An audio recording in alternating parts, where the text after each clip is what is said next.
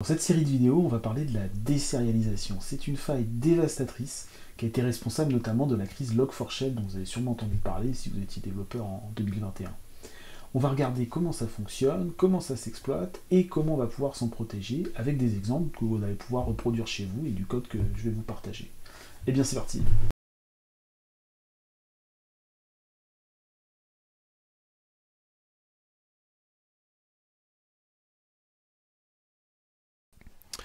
Donc dans ce chapitre, je vais vous expliquer la sérialisation et la désérialisation. Donc si vous connaissez déjà, vous pouvez passer directement au chapitre suivant. La sérialisation et la désérialisation, ça répond à un problème extrêmement classique, c'est-à-dire que j'ai des structures de données. Ici, j'ai un message en Python. Ce message est composé d'un message, justement, et d'un auteur. Donc c'est deux chaînes de caractères. Comment est-ce que je pourrais m'y prendre si je veux transférer ce message à un autre système Python, à un autre interpréteur Python, qui n'a peut-être pas exactement la même version. Ma classe, ici, elle a une représentation interne que je ne connais pas et que je n'ai pas besoin de manipuler. Mais j'aimerais pouvoir la transmettre à un autre interpréteur Python, de façon à ce que lui puisse récupérer cette classe. Alors, je pourrais prendre le message ici, l'auteur ici, prendre les deux chaînes de caractères, les envoyer, mais finalement, on se rend compte que c'est un travail assez fastidieux. Donc il faudrait voir s'il n'y a pas quelque chose qui nous permette de le standardiser. Et bien c'est ce que va faire la sérialisation. La sérialisation, ça consiste à prendre une structure de données, que vous voyez à gauche ici, et à la transformer en une forme textuelle de caractère imprimable ou non, qui va pouvoir être transférée sur le réseau. Et la désérialisation, c'est exactement l'opération inverse. C'est-à-dire qu'on va récupérer cette chaîne de caractères qu'on a pu transférer sur un réseau, et ensuite on va la reconstituer, une classe, une structure de données, de manière à ce que le moteur Python puisse récupérer cette structure de données. Vous avez l'exemple ici, avec le code qui est là, donc on va l'exécuter tout de suite. Alors j'ai exécuté ce code, qu'est-ce qu'il fait ?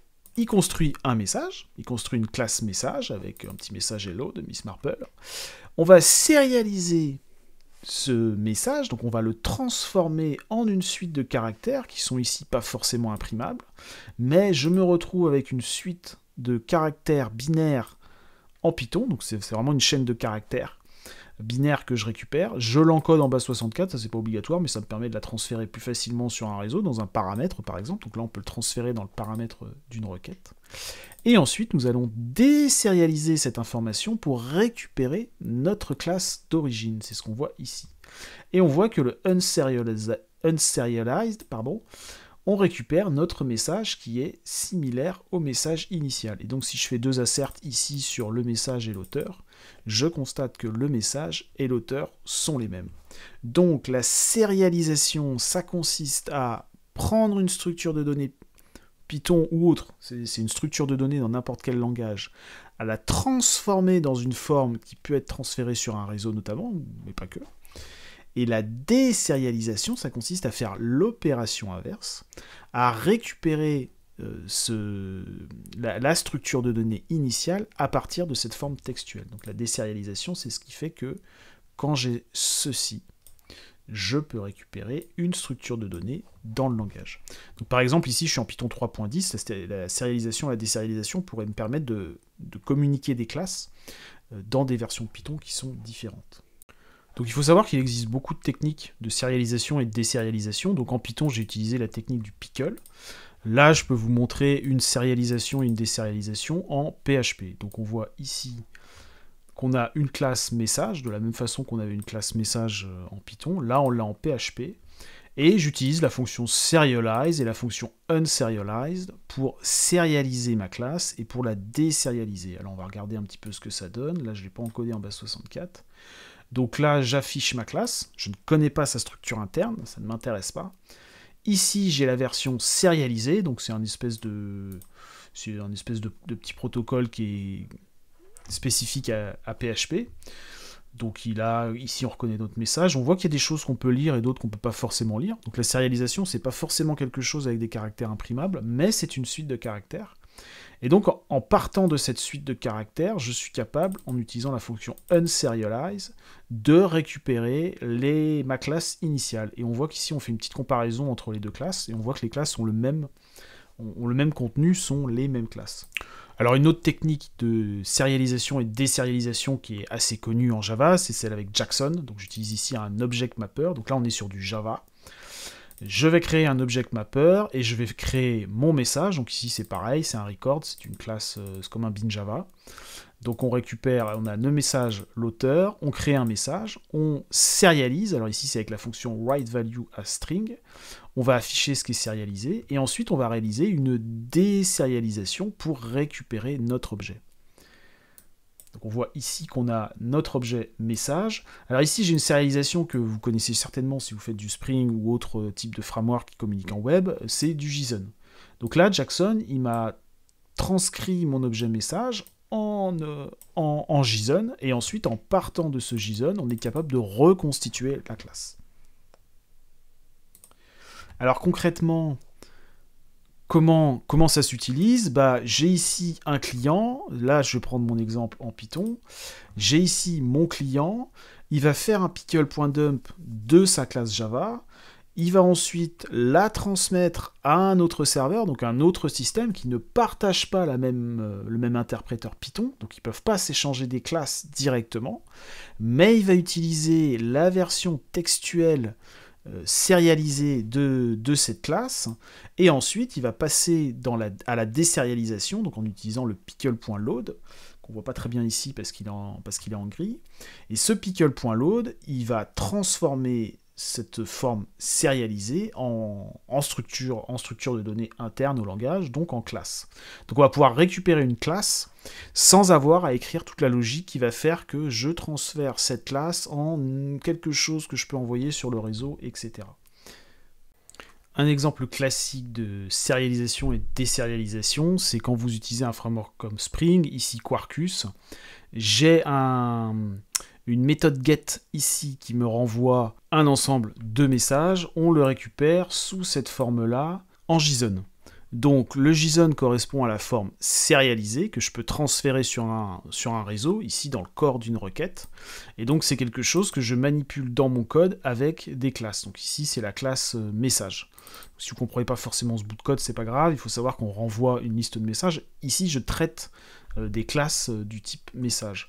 Et idem, ici je dois avoir un post, donc je récupère un objet de type message create DTO, et ce message create DTO, eh ben, il est ici. C'est-à-dire ici c'est sa forme sérialisée que j'envoie, et ensuite je le récupère de cette manière-là. Donc la sérialisation, la désérialisation, ça correspond à la généralisation d'un problème qui est comment est-ce que je fais pour prendre une classe, la transférer sur le réseau sans prendre chacun des champs de cette classe et les mettre dans des paramètres de requête, etc. de manière à la transférer à un autre système qui n'est pas le même. Bon alors pourquoi c'est dangereux? On va revenir un petit peu sur le pickle, donc la technique de sérialisation de Python qui utilise la méthode pickle. J'ai un objet ici qui est relativement stateless. Donc j'ai deux champs, et si je reconstitue les deux champs par introspection, je peux reconstituer le message. C'est-à-dire que je vais prendre un objet sans rien, je vais rajouter le champ message, je vais rajouter le champ auteur, et je vais retrouver mon objet. Donc là j'ai un exemple qui est assez simple. Mais qu'est-ce qui se passe si j'ai quelque chose qui est avec un état? Ici par exemple j'ai un objet avec un état puisqu'il contient un file handler. Donc un file handler c'est quelque chose qui pointe vers une ressource qui représente un fichier ouvert. Donc sur mon système Linux, c'est quelque chose qui a un numéro qui pointe vers un fichier ouvert et on ne sait pas quel numéro on aura. Donc cette classe, elle va ouvrir un fichier CSV, elle va faire des traitements dessus, donc là on va se contenter d'afficher le contenu de cet objet, et ensuite on va pouvoir fermer le handler, puisqu'une fois qu'on a utilisé un fichier, il faut le refermer, et quand on détruit l'objet aussi, il faut le refermer pour éviter d'avoir trop de file handler ouverts sur notre système. Donc ça contient cet objet file handler, et puis on va afficher, donc cette fois on va afficher le contenu du fichier qui est pointé par l'objet, pour voir ce qui se passe. On va faire une sérialisation, et puis on va tenter une désérialisation. Alors c'est parti. Il y a un problème. Alors qu'est-ce que c'est notre problème? Donc on affiche bien le CSV content ici, même si c'est pas dans l'ordre, mais après, cannot pickle text IO wrapper. Ça veut dire quoi? Ça veut dire que le pickle, il nous dit, moi, je ne sais pas comment sérialiser ceci. Et comme il ne sait pas comment le sérialiser, il n'arrive pas à faire la sérialisation. Alors comment est-ce qu'on va résoudre ce problème? Alors pour le résoudre avec le pickle et avec d'autres types de sérialisation, de désérialisation, on peut faire ça. On va rajouter un comportement custom. On va lui dire, bah écoute, ce que tu vas faire, c'est que pour désérialiser un objet, tu vas appeler directement ton constructeur. Donc là, on le voit ici avec le self.class. Donc là, j'ai la fonction qui s'appelle la fonction reduce, qui me permet de réécrire le comportement de désérialisation. Donc on va lui dire, bah, au lieu d'utiliser la fonction reduce de base, qui faisait une introspection avec mon objet message et qui marchait bien, on va lui donner un comportement. On va lui dire, bah, toi, ce que tu vas faire, c'est que tu vas appeler le constructeur. Donc en fait, je lui donne un tuple, ici, et ce tuple, il contient la méthode que je vais appeler. Pourquoi je lui donne pas la méthode? Parce que si je mettais le code de ma méthode, il l'exécuterait à ce moment-là. Moi, j'ai besoin de lui donner quelque chose qui va être capable de sérialiser, d'envoyer à mon serveur, enfin à l'autre système, et que ce soit l'autre système qui exécute ça. C'est pour ça qu'on ne donne pas le code, mais on donne vraiment de quoi exécuter le code. Donc ici, il y a la méthode qui sera appelée, et ici, il y a les paramètres. On pourra voir dans la documentation tous les détails là-dessus. Et donc en lui donnant cette fonction reduce, je lui dis, bah, au lieu de faire de l'introspection, et en récupérant un file handler ou quelque chose comme ça, tu vas appeler directement le constructeur. Donc en fait, ce qu'on va faire, c'est qu'on va garder le CSV file ici, vous voyez, on a le file name, et on va rappeler le constructeur avec file name, et on va créer l'objet comme ça. Donc ensuite, il va retourner ça, ça va être appelé par le moteur de désérialisation, et ce moteur de désérialisation, il va pouvoir réaliser notre désérialisation. Et donc si j'exécute mon code maintenant, ça va fonctionner. J'affiche bien le contenu de mon CSV ici, je fais une sérialisation, et cette sérialisation, on voit qu'on a CSV handler, donc on lui dit, bah, on appellera la méthode CSV handler avec test.csv, il réalise ceci, et on voit qu'il l'a fait. On peut même regarder un petit peu.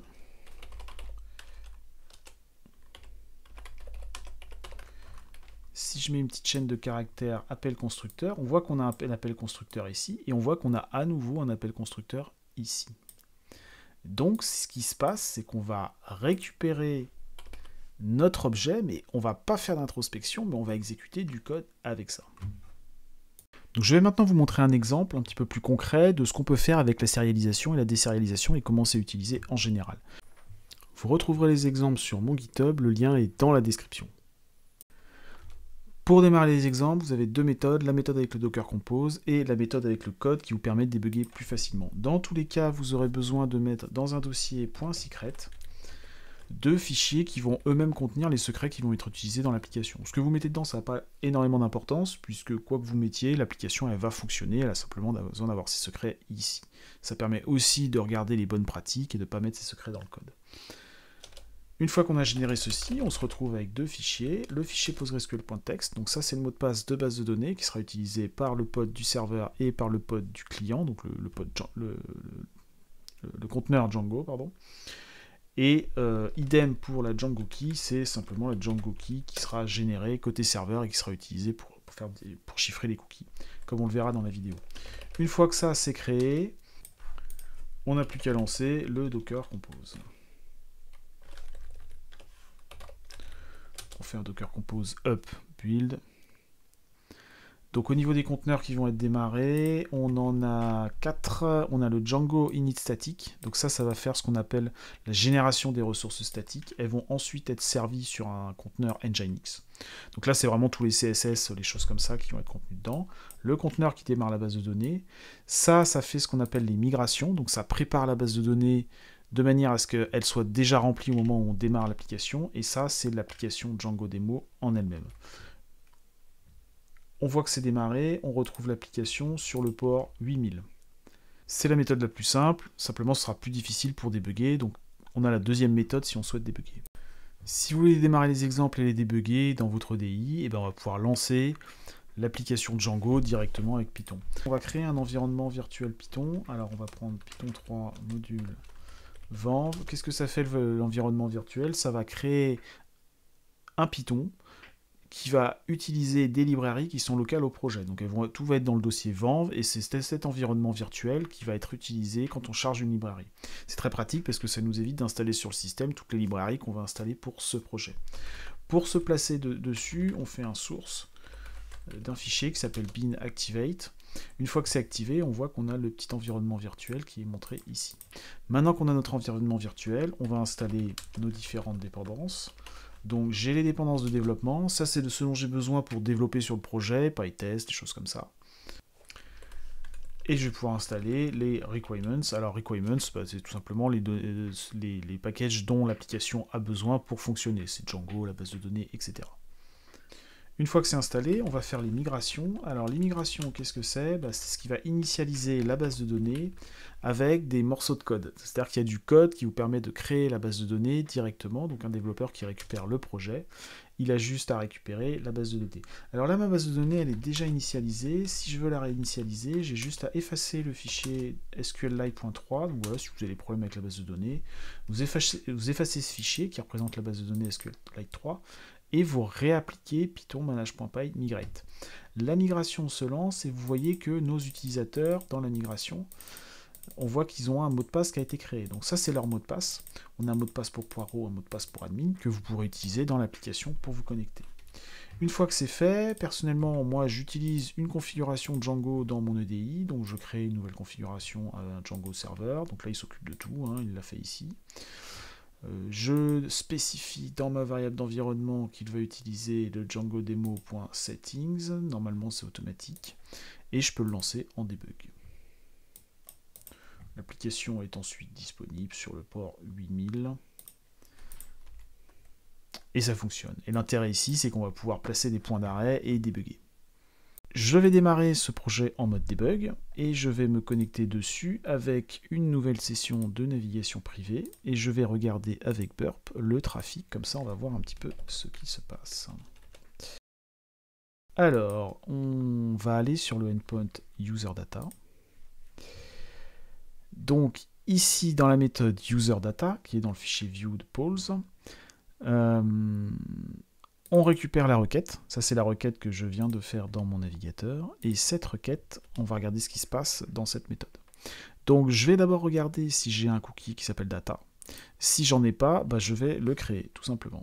Alors là, je vais créer la réponse setting cookie, je vais aller dans mon user data, je vais créer un objet user data qui s'appelle undefined, avec un âge de 0 et sans genre. Et je vais ensuite sérialiser cette information. Donc je vais la sérialiser de façon à ce que la classe puisse être transportée à travers le réseau, à travers ce cookie. Donc je vais faire un pickle.dump. Comme vous vous souvenez, je vais avoir des caractères qui ne vont pas être imprimables, donc je vais mettre ça dans du base 64. J'ai encodé ça en base 64, et ensuite je vais faire un set cookie.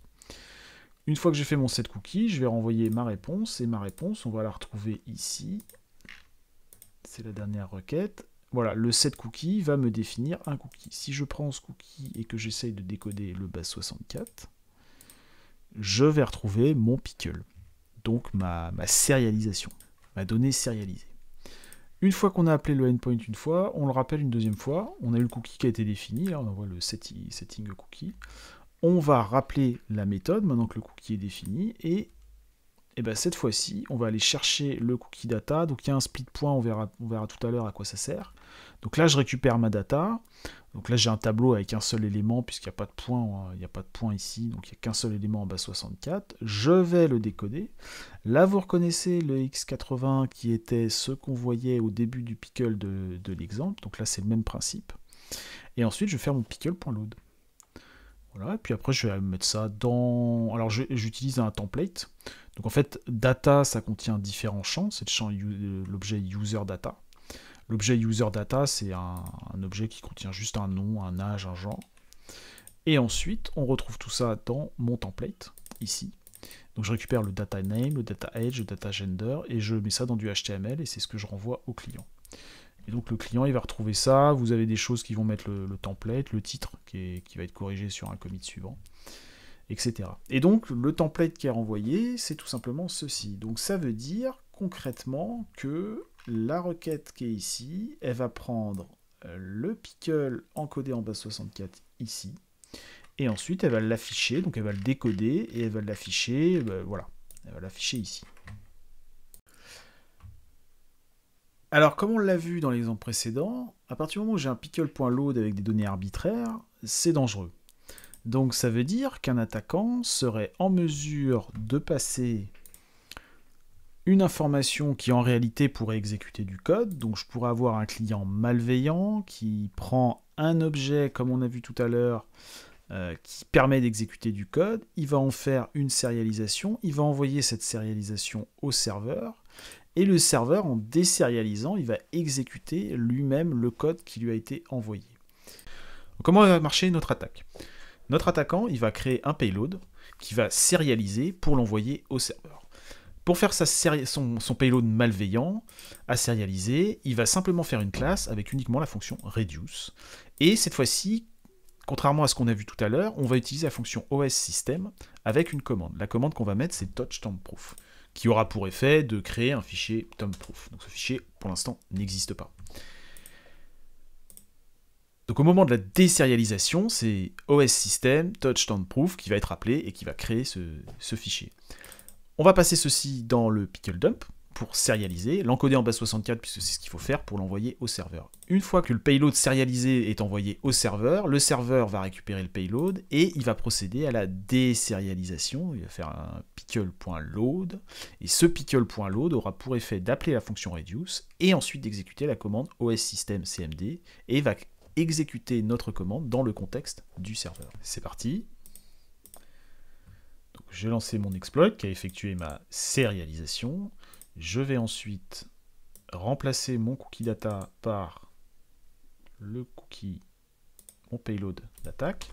Et on va regarder ce qui se passe en mode debug. Donc là, je suis rentré dans la user data, pas de problème. Je vérifie s'il y a le cookie, j'ai bien le cookie. Je récupère ici, donc vous reconnaissez mon payload. Une fois qu'il est décodé, je retrouve le décodé de data. Et vous voyez, ici, on n'a pas le user data. On a vraiment le système, le touch_temp_proof, donc on voit que c'est très probablement mon payload qui a été exécuté. Je vais rentrer dans la fonction pickle.load. Alors c'est loads parce que loads c'est pour une chaîne de caractères et load c'est pour un fichier. Le principe est le même. Et j'ai exécuté ici mon pickle.load. Alors qu'est-ce qui se passe au niveau de mon fichier temp_proof? Et bien maintenant, ce fichier existe. Ce fichier existe parce que la commande qui était ici a bien été exécutée. Donc mon attaque a fonctionné, et donc ma victime a exécuté le code malveillant qui a été envoyé par l'attaquant. Et on voit que l'objet data, maintenant c'est plus du user data, c'est un 0. Pourquoi? Parce que la commande OS_system me renvoie le code de retour de la commande. Et la commande touch_temp_proof qui a été exécutée, elle renvoie le code 0, et donc c'est ce 0 qui va être dans le contexte de data. Donc ça ne va pas forcément fonctionner comme on l'attend, c'est-à-dire qu'on ne va rien voir dans les champs data. Si on regarde la réponse de notre requête ici, eh ben, il n'y a rien dans les champs. On aurait peut-être aussi pu, dans d'autres contextes, avoir une erreur, puisque les données, on avait un entier alors qu'on attendait un user data. Mais il faut bien comprendre que malgré le fait qu'on ait une erreur ou que ça soit mal passé, l'attaque pour l'attaquant s'est très bien passée. Donc son code a été exécuté, et donc il a réussi à abuser de la fonction pickle pour exécuter son propre code. Et vous vous doutez bien que dans un contexte réel, c'est du code beaucoup plus dangereux qu'il va exécuter. Il va télécharger sa backdoor, et ensuite il va commencer à utiliser votre machine pour d'autres attaques, et vous attaquer et voler vos données personnelles, etc. Ok, donc comment est-ce qu'on va remédier à ça? On va se placer sur la branche fix exploit, ici. Donc je vais faire un reset, je vais faire un checkout révision. Et donc une fois que je suis sur cette branche-là, on va regarder un petit peu ce qui se passe. On a des modifications qui ont été faites. Si on regarde la documentation de Pickle, on voit qu'on nous conseille de signer les informations pour protéger leur intégrité. Donc ce qu'on va faire, c'est qu'on va signer notre cookie, on va envoyer le cookie avec sa signature, et on va attendre du client qui nous renvoie le cookie avec la bonne signature. Si le cookie a été modifié, la signature fera que le cookie ne fonctionnera plus. Donc on voit ici dans le code qui est là, qu'on a rajouté un code de signature, donc il y aura notre cookie, un point et la signature. Et quand on récupérera le cookie, on fera une vérification de la signature, et si la signature ne correspond pas, on ne passera pas dans le pickle.load, puisque c'est à cet endroit-là que le code dangereux est exécuté. Donc je vais rouvrir une navigation privée pour tester ça. Je vais aller sur mon localhost user data, et je vais débugger pour voir ce qui se passe. Donc on va définir le cookie. On crée notre cookie avec notre user data, ok, tout va bien. On crée notre signature ici. Donc là, je fais la signature de ce qui est là. Je crée le cookie en mettant cette fois-ci la donnée encodée plus la signature. Je renvoie ma réponse. Alors là, j'ai mon setting cookie. Si je regarde mon cookie ici, je vois qu'on m'a envoyé deux choses. Il y a le cookie, le point et la signature du cookie. Je recharge la page. Et je vois que cette fois-ci, on va vérifier la signature du cookie. Donc là, on vient de le générer, donc il ne devrait pas y avoir de problème. Donc je split sur le point, je récupère la donnée de signature, je recalcule le hash de l'encoded data, et je passe ensuite dans mon pickle.load. Ok, très bien. Donc si notre attaquant il essaye à nouveau de nous attaquer de cette manière-là, ce qu'il va faire, c'est qu'il va reprendre son même code, il va même faire exactement la même attaque. Alors il va prendre ceci, voilà.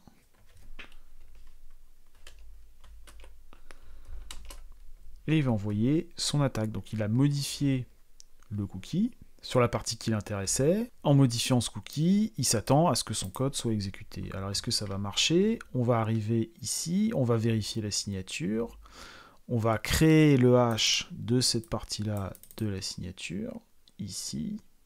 Donc je vais recalculer le hash et ensuite je vais comparer avec la signature originale. Et ça n'a pas marché, invalide signature, puisque la signature ne fonctionne pas. Ok, alors est-ce que notre remédiation est vraiment si bien que ça? Eh bien non. Pourquoi? Bah, tout simplement parce qu'en réalité, l'attaquant, lui aussi, il va pouvoir créer avec son exploit sa signature exactement avec le même code. Donc ce qu'il va faire, c'est qu'il va prendre ce bout de code-là. Et s'il ne le connaît pas, en fait, ce qu'il va faire, c'est qu'il va analyser ça. Il va repérer que c'est un SHA-256. Il va se dire, c'est probablement le SHA-256 qui est ici. Et il va essayer de le mettre. Donc si on prend le bout de code qui est là, hop,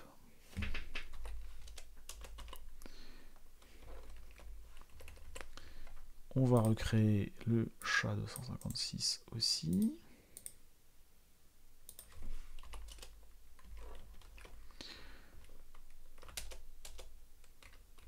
Hop, alors ma donnée encodée, c'est mon payload. Voilà, je vais mettre mon exdigest, ma signature. Voilà, maintenant que j'ai généré ma signature, je vais générer mon cookie de cette manière-là.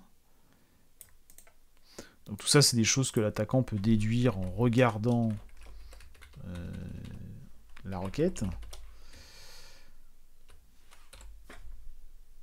Voilà, là je prends mon payload. Puisqu'en fait l'attaquant va se rendre compte que la signature est invalide, il va se dire ça c'est probablement la signature, il va décoder, analyser le hash, en déduire que c'est probablement un SHA-256, et il va se dire c'est probablement le SHA-256 de cette partie-là. Donc il va reprendre du code Python qui fait à peu près ceci. Donc il va mettre son payload ici en base 64 en SHA-256, la signature qui vient d'être calculée. On va regarder si ça s'exécute. Donc là, j'ai mon nouveau cookie qui apparaît.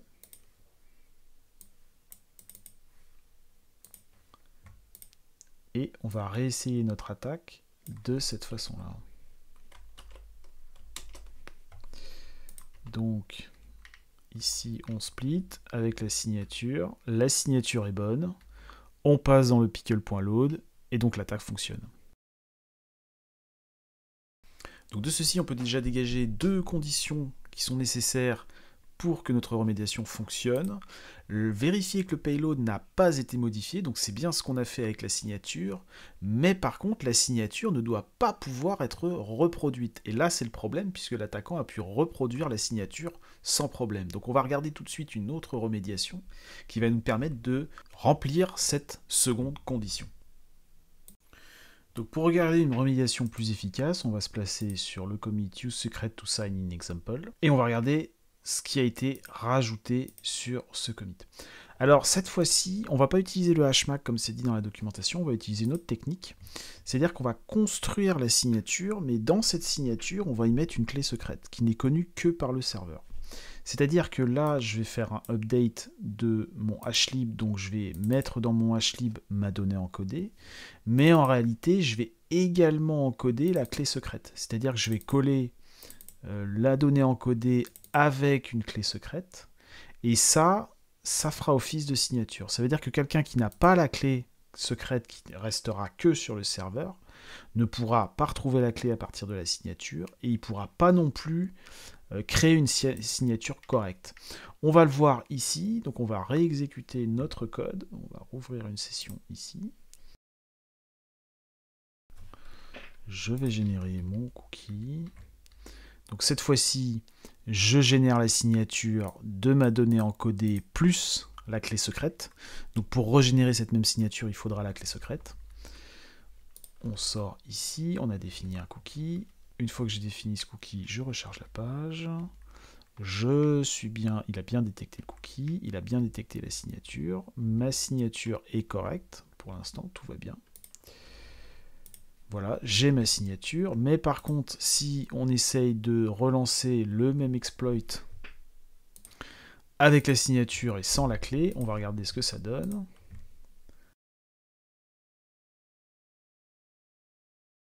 La signature est invalide.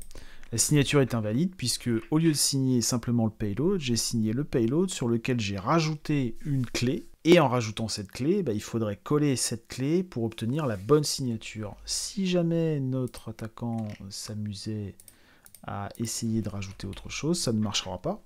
Donc il pourra faire un mupdate avec quelque chose ici. Étant donné que c'est pas la clé du serveur, ça va pas fonctionner puisqu'on va pas signer le bon payload. On a donc répondu à la deuxième condition qui est maintenant remplie. On a bien vérifié que le payload n'a pas été modifié et la signature ne doit pas être reproduite. Alors il nous reste quand même une possibilité d'exploitation de ce point de vue-là, puisque vous voyez, j'utilise quelque chose qui s'appelle Secret Key, et ça c'est quelque chose qui est présent dans mon code. Donc, si vous prenez le projet, et en réalité, vu qu'il est sur GitHub, vu que c'est sur un GitHub public, le secret est mis dans le code, c'est une mauvaise pratique qu'il faut éviter absolument. Et finalement, en mettant ce secret dans le code, peut-être que quelqu'un peut y accéder. Donc il reste une dernière possibilité à notre attaquant pour réussir à attaquer le serveur, ce serait de récupérer la clé, et avec cette clé, de rejouer la signature, et cette fois-ci encore arriver à exécuter son code. Donc je vais faire un rm de tomproof. Voilà, le fichier n'existe pas. Et maintenant on va regarder comment ça se passe avec ça. Staging before hashing, ok. Voilà. Et on va rejouer notre attaque.